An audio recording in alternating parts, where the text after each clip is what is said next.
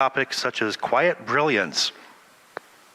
Quiet brilliance is the quality of those deep, quiet people who have the ideas that make the lives of people better and make corporations more profitable.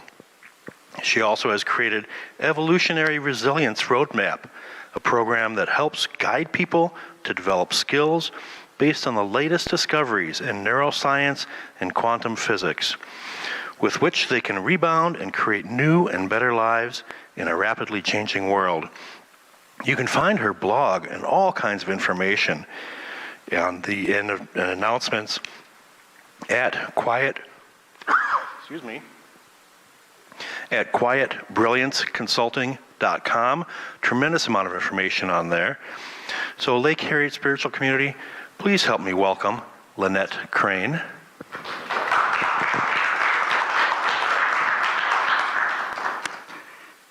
Thank you very much, Neil, for that lovely introduction, which I wrote. But he read it very nicely, didn't he? With enthusiasm. Good morning to all of you. Good morning. Ah, great, I love that.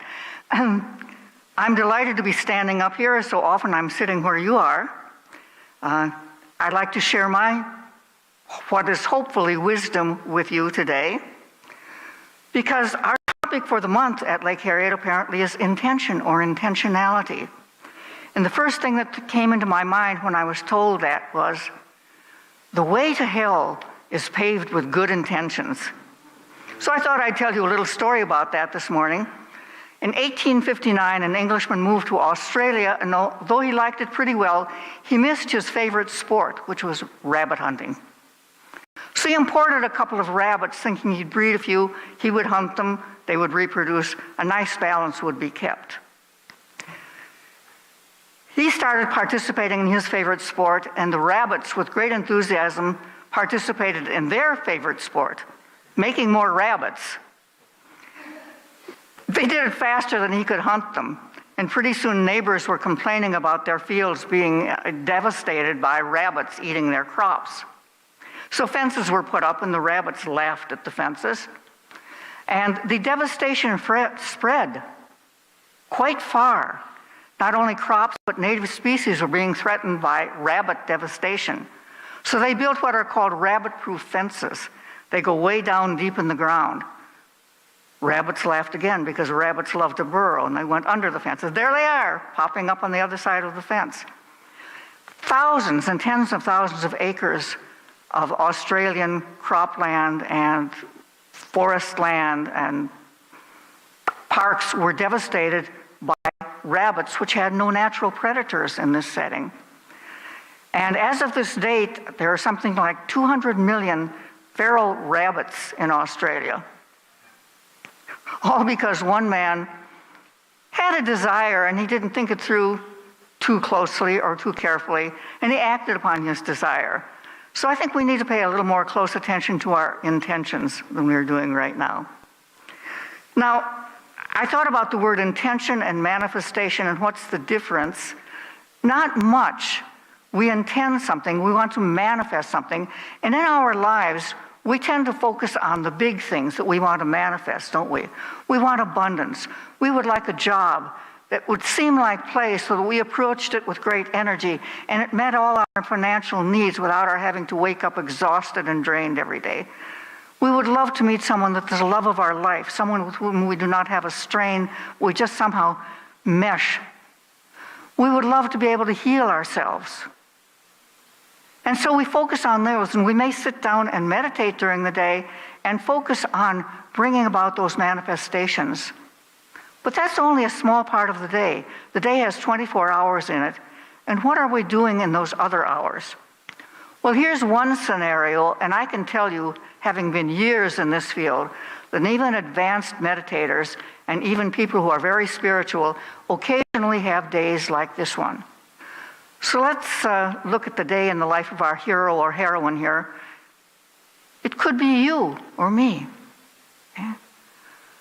So you wake up one morning and you're aware that you have something coming up that isn't delightful. Maybe it's a conversation with someone that you think might be a little bit difficult.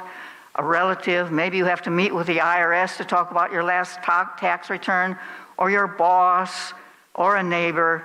But it's not something you're looking forward to. And as you struggle out of sleep, you're aware that there's kind of a pressure on you. And you think, well, a hot shower and a good cup of coffee will set me up to deal with this. And after this event is over, it will be like sailing on a rough sea, and then you sail into a harbor, and suddenly the water is placid and blue, and there's a sandy beach, and the sun is shining. So you're looking forward to that, what's going to happen after this event. But in the meantime, you have to get through the event. So you get up out of bed, you're yawning, and you sort of scratch, and go into the bathroom and take off all your clothing to take a nice hot shower. And you reach out and turn on the faucet and discover the hot water heater isn't working. And what's coming out of the faucet is very typical of water in the winter in Minnesota. You splash some of it on yourself and think, oh gosh. You wrap a towel around yourself or a bathrobe, and you go into the kitchen to make coffee. At least the coffee will help. And you actually get the coffee pot set up nicely, and you're standing there waiting for it to be done, waiting to pour it into a cup. Now, it is in the nature of stress that when we're under stress, we speed up, because we want to get out of those choppy waters onto that beautiful sunny beach. So you speed up. You lift up the coffee pot. Did I mention it was made of glass? You lift it up to carry it over and pour yourself a cup. And it slips through your fingers because you're moving a little too fast. And it shatters on the floor, coffee and glass. And that's when you realize you forgot to put on your slippers. So you tiptoe out of this mess, sweep it up, try to clean it up. Things are not going well. Eventually you get dressed and you go out to get to your car to go to this appointment, and that's when you find the car doesn't start. And it goes on and on. Things like this tend to go like dominoes falling down. And you get through your appointment somehow, and you're trying to tell a friend about it later on because you just need to relieve the pressure. And you tell them all about what happened, and the friend looks at you and says, well, you create your own reality. And a feeling sweeps over you. You want to grab this person by the throat and shake them until everything rattles, including their brain, because of course you know it. You're here. If you're in this community, you know at some level that that's what's happening. Nobody remembers it all the time. But it's not new to you, unless you're a new visitor who just walked in because you saw a pretty building, thinking you were going to hear a Baptist minister with a fiery talk, and instead you got me. But you know this, but we don't always remember it. We remember it when we're sitting down and wanting to clear the debris out of the way that's in the way of our healing, of our biggest manifestation. But we don't carry that information around with us all day long, and we don't act on it. And I'm going to suggest that we need to do that. I'm going to suggest that we need to work on building our manifestation muscles by working on the small stuff. So let me give you an example. I recently did something that I'd been putting off for several years, getting a Minnesota ID with which to get on airplanes. And I didn't want to do it because the stories at the first were of long lines and screw-ups, and you waited for weeks to get the ID, and it was hard, and I just didn't want to get into all of that chaos. I kept putting it off and putting it off and putting it off, and finally began to realize I had better do it now because my driver's license just ran out. Okay, so I decided I was not looking forward to this. It wasn't a huge thing, but it was kind of something that made me uncomfortable. It's a waste of time. I didn't want to have to do this. It caused me a little bit of annoyance. And I made the intention that it would be easy and pleasant. This is going to be easy and pleasant. So I looked at the internet and I collected all the documents, putting them in a big envelope. Then I went back to the internet because I found out you could schedule an appointment. You didn't have to stand in those long lines. And I went to one internet site after another for different Hennepin County service centers, trying to find where I could schedule an appointment. And I got the same list of documents that you needed to bring. I got the same list of COVID requirements. I couldn't find the button that said, schedule an appointment here. And I was starting to breathe a little tensely, and I said, no. Easy and pleasant. I found the main number for Hennepin County Service Centers, the major number, and I dialed it, saying to myself, easy and pleasant. And a very pleasant-voiced woman answered, and she said, how can I help you? And I said, I want to make an appointment to get a Minnesota ID. Where do I do that? I can't find the place online. Figuring she'd direct me to the right place. And she said, oh, I can do that for you. What center do you want to go to? I named the one 3 blocks from my house. She was looking at her screen, and she said immediately, we have one at 9:30 tomorrow morning. Would you like it? And I said, yes. Wow, that was easy. I got up the next morning feeling great. It was a beautiful day like today. I got my envelope of documents. I walked to the center. I passed the line of people standing in line, and I walked up to the counter and said, I have an appointment for a Minnesota ID. And she said, fine. And she checked it. And then she said, have you had a Minnesota driver's license? And I said, yes, but it's expiring and I'm not renewing it. And she said, okay, so you're downgrading. And immediately a pang hit me. I mean, down is not a happy word, is it? We downsize, we downgrade, we're downcast. It's a word that has a lot of gravity associated with it. Gravity pulls you down, holds you down. It's a grave situation.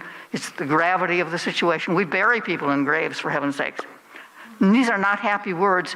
And the reason they connected with me is because I have been losing my vision, and I had to give up driving. And that's a sad thing. I felt the loss of my independence, and I want to tell you, because I'm a very spiritual person, I am convinced that I can deal with this spiritually, that I can heal myself. But it hasn't quite happened yet. I'm looking at all the ways in which I can do that. But I do know that having a down emotion is the worst way you can manifest, because we now know that manifestation is based on 2 things: a strong intention in the presence of an elevated emotion. So let's look a moment at what we mean by elevated emotions versus those which are not elevated.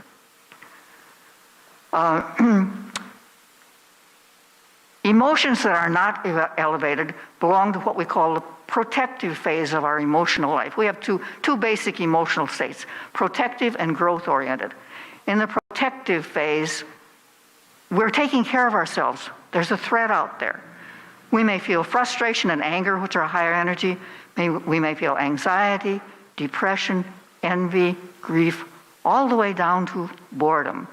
But in any of those states, our immune system has shut down, and all of our energy is directed towards saving ourselves from what we don't even know. Often. Our cave ancestors were running from saber-toothed tigers. What are we running from? I was running from the thought that my primitive brain produced that you can't really fix this, it's impossible. Whereas I want to hang on to my belief that it is possible. I didn't want to buy into this.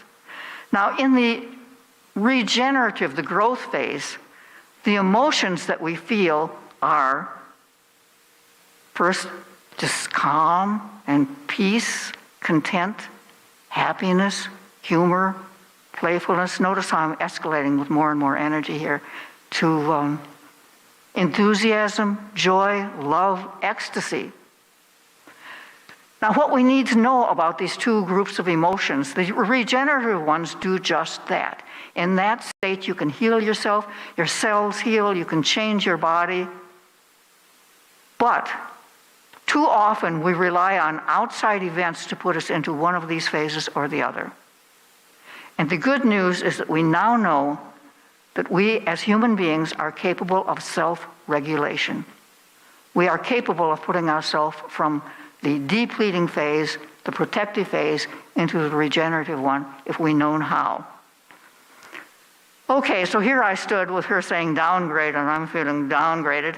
I shook myself. I said, easy and pleasant.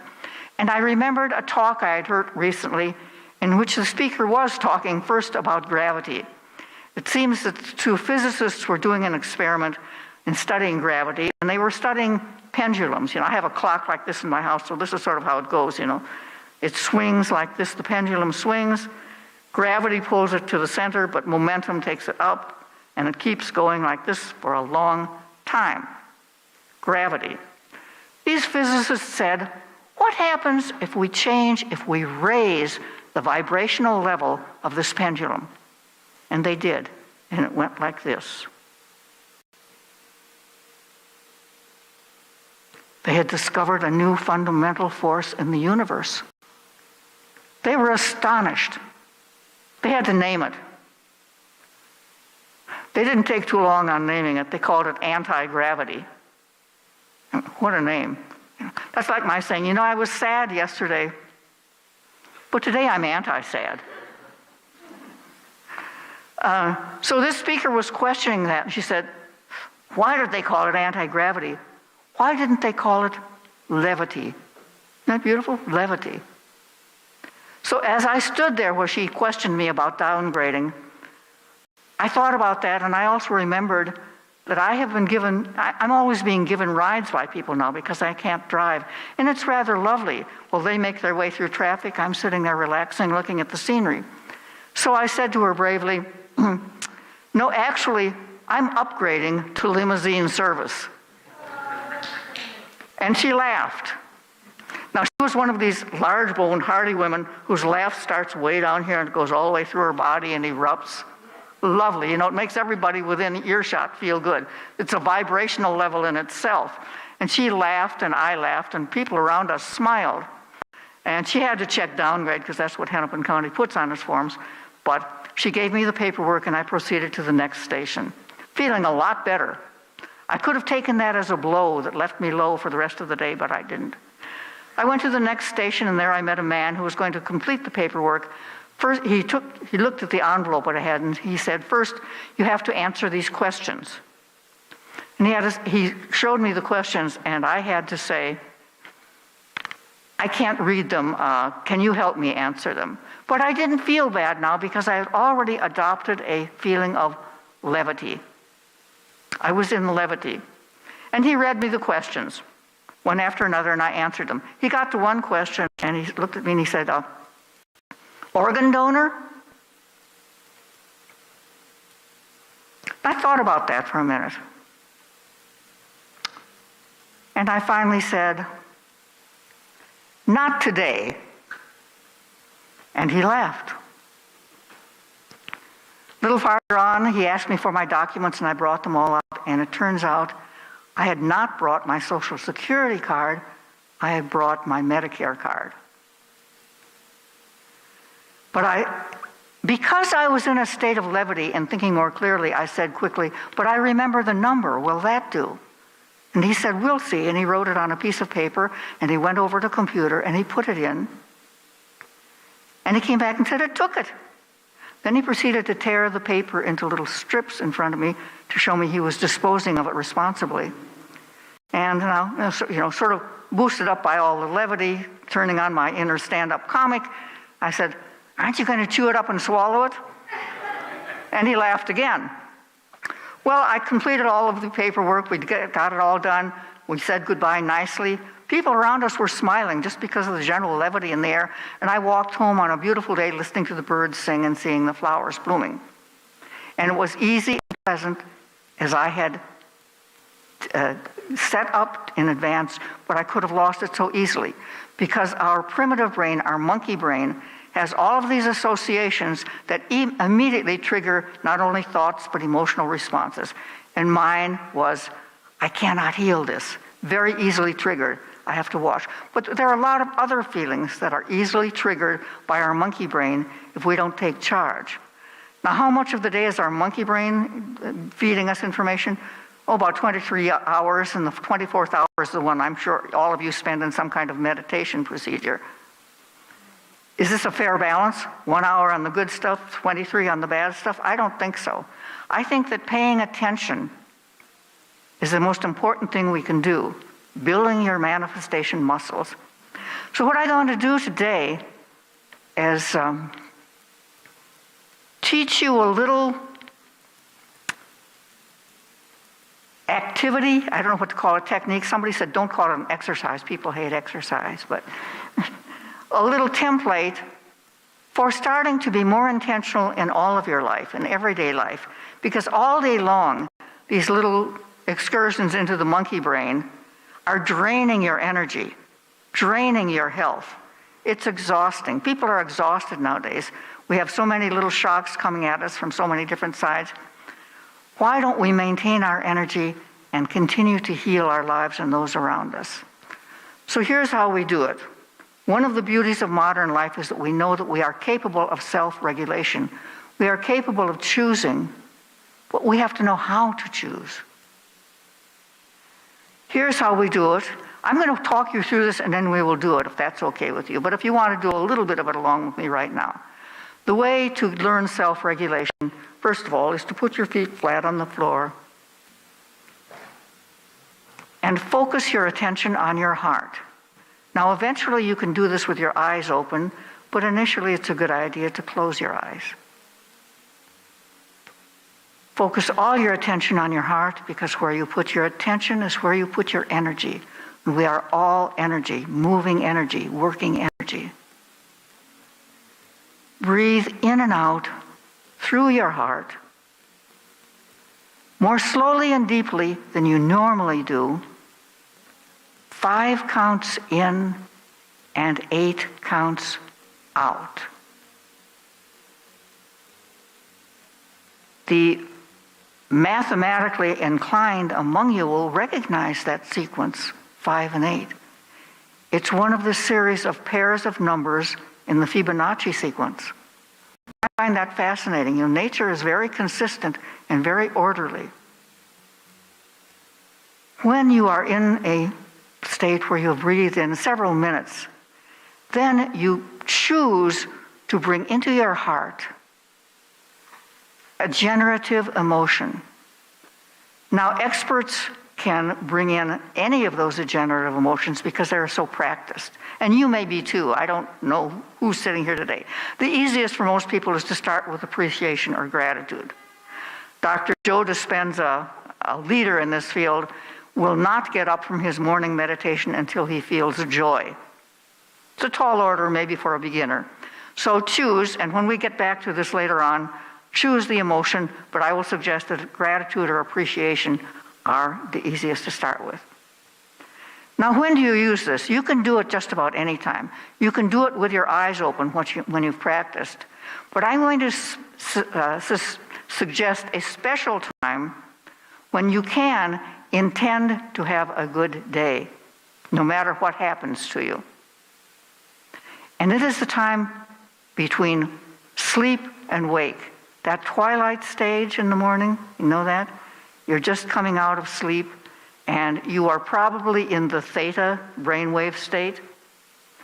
The ancients called this, among other things, the time in between. And you will read in many writings, you know, the most powerful place to manifest is the time or the place in between. Another one, incidentally, is between total darkness and the sun coming up. The sky lightens slowly. That's the time in between. That's when you want to try to manifest.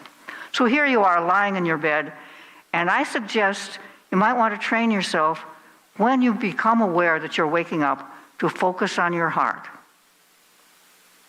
to start breathing in and out through your heart. And then to survey what you're going to be doing during the day, because I can pretty much guarantee that when you wake up, the first thing you're thinking of is all the things you have to do, and some of your feelings are those of dismay or of a burden. Do not let that happen, because it will absolutely be that way.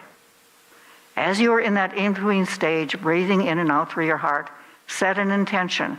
Just as I set an intention that day that everything was going to be easy and pleasant. You might set an intention that all your conversations that day are going to be good-humored and end with everybody feeling contented with the outcome. Choose an emotion, because emotions are what manifest. Not words, not visions, but emotions. And by the way, when you are manifesting, do not choose an outcome. For example, if you're going to be meeting with someone, do not try to manifest the idea that they will be swayed by your way of thinking, come around, give you what you want. You might have been surprised in the past to get what you wanted, only to find out that when it actually evolved, it wasn't what you wanted at all. Trust the divine matrix, trust the universe, and say, I want to come away from this feeling loved and contented, and I want it to be for the best of all people concerned. That might have been what the man in Australia should have added to his manifestation, for the good of all concerned. And a lot of rabbits and people would have been happier. Anyway, so you can do this for your entire, if you have an agenda list, you can do this for each item on the agenda list. You can also pause during the day, because this takes so little time. It doesn't take rolling out a prayer rug, lighting some incense, It just takes your focus, your intention, to make everything come out. You're making a difficult phone call later in the day. Okay, sit there and breathe in through your heart and set your intention for how it will come out. Okay, are we ready to do it? How are we on time, by the way, Neil? How much time do we have left? 20 minutes. Okay, maybe I will pause and ask for questions right now before we do the final activity. How would that be? Are there any questions?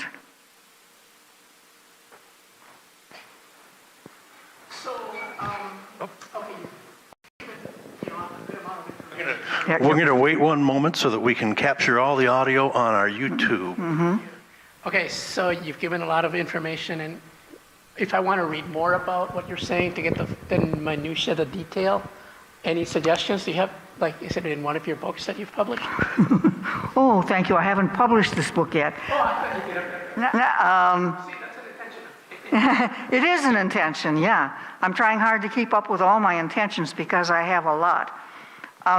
I think this information is scattered through so many writings, I hardly know what to advise you, Mike, but I do know that this particular exercise was first suggested to me by Deborah Rosman, who is the CEO of HeartMath. And that's the institution who studied the heart-brain connection in depth, and it's the institution with which I'm a certified trainer with that institution. So you can look up their stuff online and see if she's saying that online, or you can continue to contact me, and I will be happy to advise you. How's that? Okay, if you're, have had a bad start and you're feeling really lousy and things are just not working and something bad already happened, how do you change all that in the middle of the day? Just do exactly what I said. Sit down and say, I'm not going to do this anymore. I mean, I almost got sucked into it at the Hennepin County Service Center because for a minute I went very down. The more you pay attention to those little incidents, I call them brain worms. Your primitive brain suggests something that upsets you, that's going to pull your mood down. Become aware of the brain worms and talk back to them right away. Get into your heart. I tell you this morning, I had to wait for an hour to try to get a cab to get here. I wasn't sure I was going to get here on time. And my primitive brain started saying, oh, this is terrible, this is going to be awful. And I had to get into my heart and breathe in and out and saying, it's going to be fun, it's going to be humorous, it's going to be playful. That's my intention for the day. And that seems to be the way it's turning out for me. I don't know how it's turning out for you. But yes, you can learn to reverse that at any point.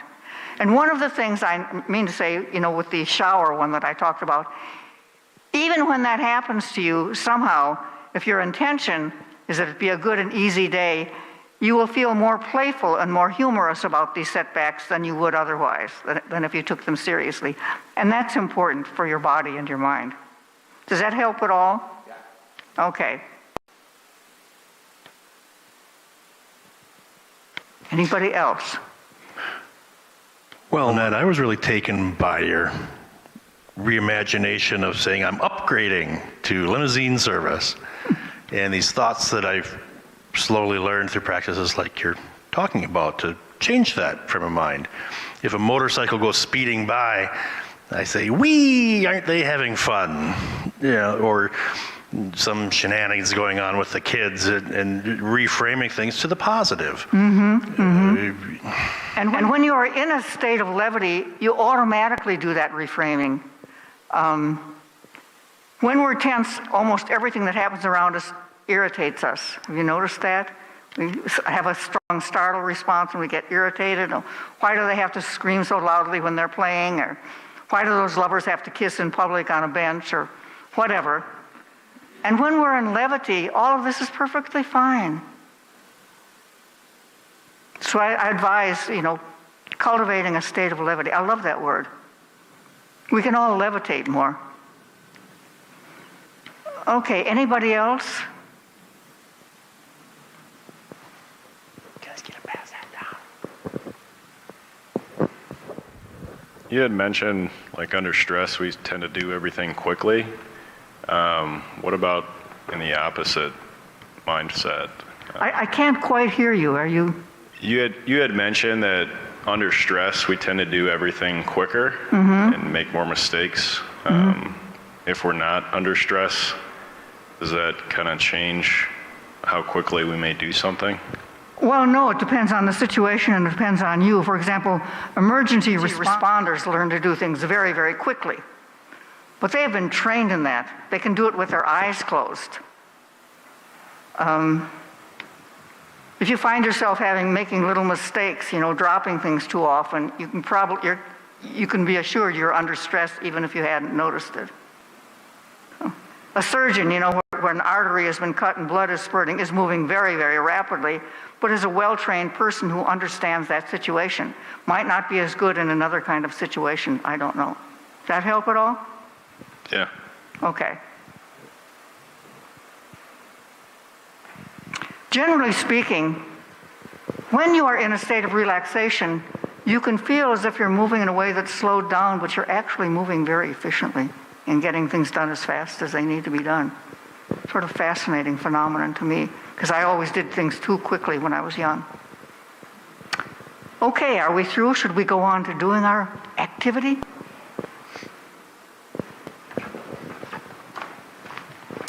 I'm going to have a sip of this water.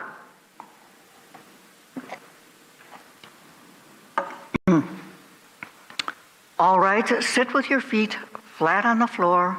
Sit up straight. Eyes drifting close. Touch your heart.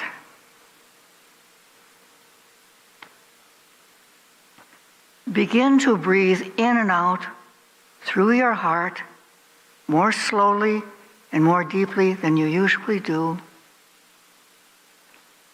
5 counts in and 8 counts out. And I'm going to be silent so that you can move at your own pace.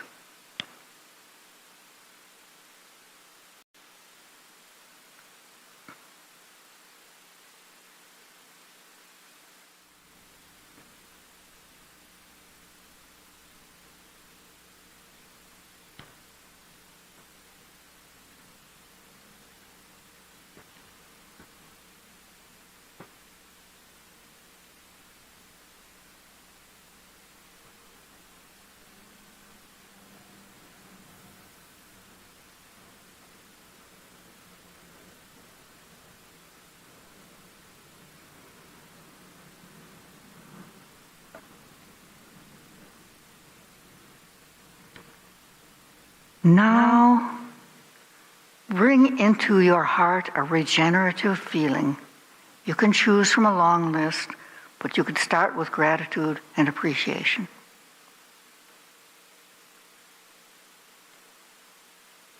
Always remembering that when you practice this, you become better and better at it.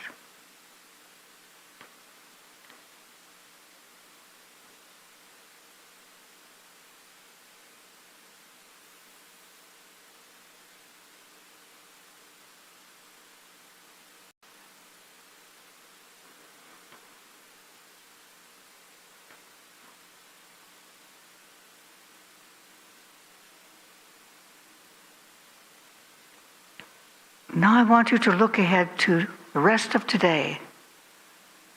What's happening and how do you want to feel during the rest of your day.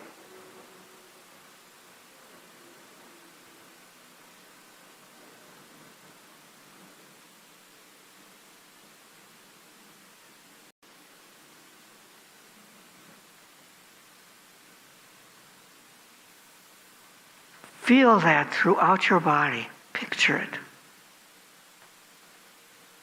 Feel it first in your heart and then spreading through your entire body,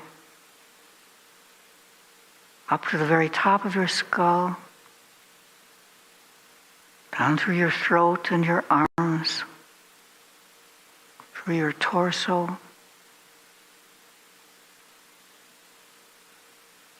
all the way down through your legs to your toes and your fingertips.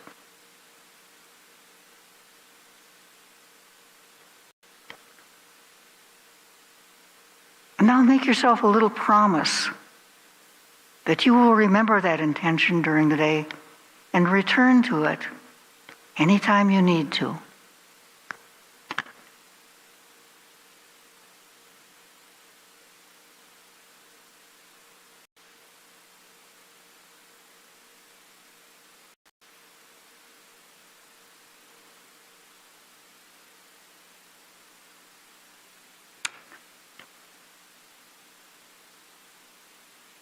And gently bring yourself back to this forum. Open your eyes slowly so you don't shock yourself.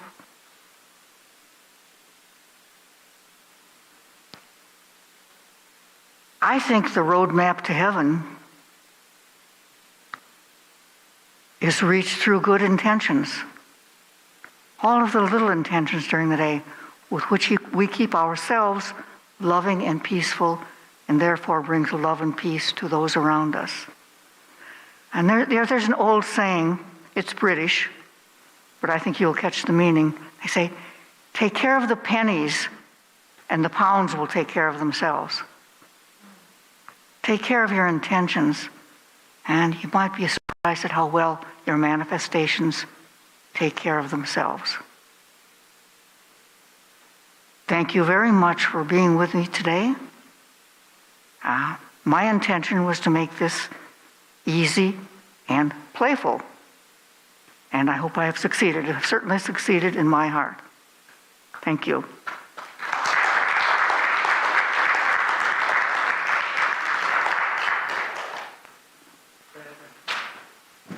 Microphone's on now. Thank you so much, Miss Lynette. We're going to take a moment now and breathe that in. I'm going to remind myself as well to find the levity. I like the word levitation and levity and all of the connotations for that for all day. That food truck is out of what I want. Am I not so happy that they sold out? Right? Let's find the levity in all of this. So this is the time that I would remind you that Lake Harriet is funded by your donations. This is our primary source of income, and it allows us to keep the lights on and bring all these amazing experiences to you. We invite you to be a partner with us in supporting this spiritual community, and we are grateful for your support.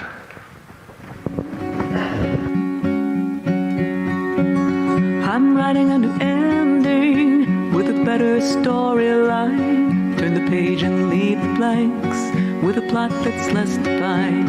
And though I won't get back a day's stolen time, I could go to bed at night with a better storyline.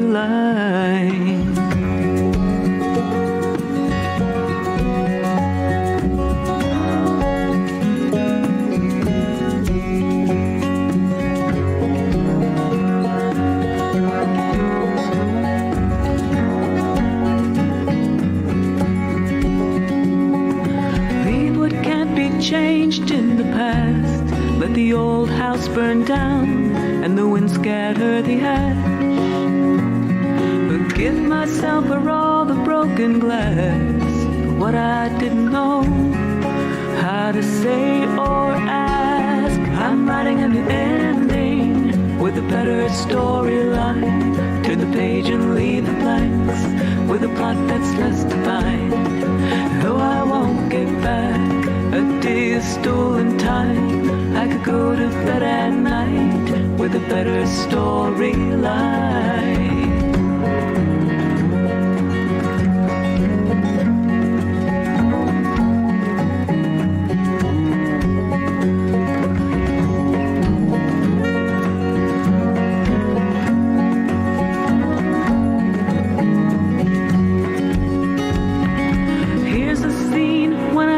My map, when the breadcrumbs blew away and there was no way back, just the compass of my heart to find the path, seen only in the dark.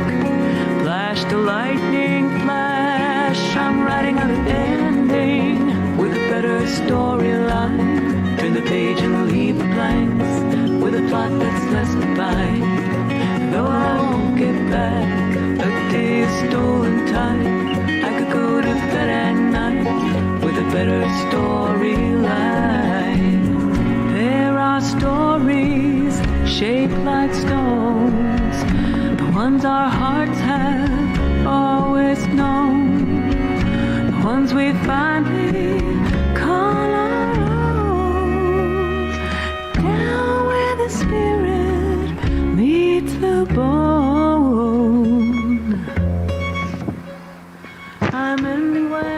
Wonderful, wonderful. You can raise a hand or two and repeat after me, please. God's perfect love, flowing through me, blesses and multiplies all that I give, all that I receive, and all that I am. Thank you. And now, as we like to do, we've got a few more minutes extra, but we're going to make a small circle up front here, and Miss Lynette is going to lead us through some inspirational thoughts and perhaps a little movement to get us into the day. Might dance, maybe not.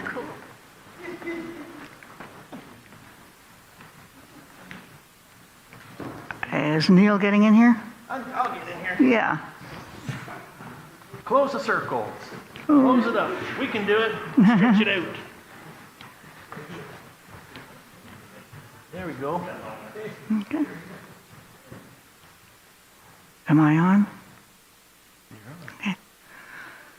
O divine matrix, we are filled with gratitude because you have given us the ability to self-regulate, to bring levity, joy, and peace into our hearts and into the hearts of those around us and to our planet.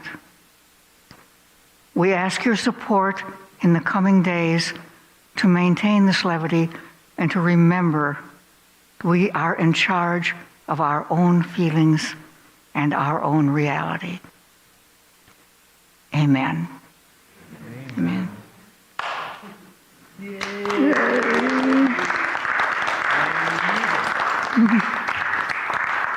I would like to do some dancing.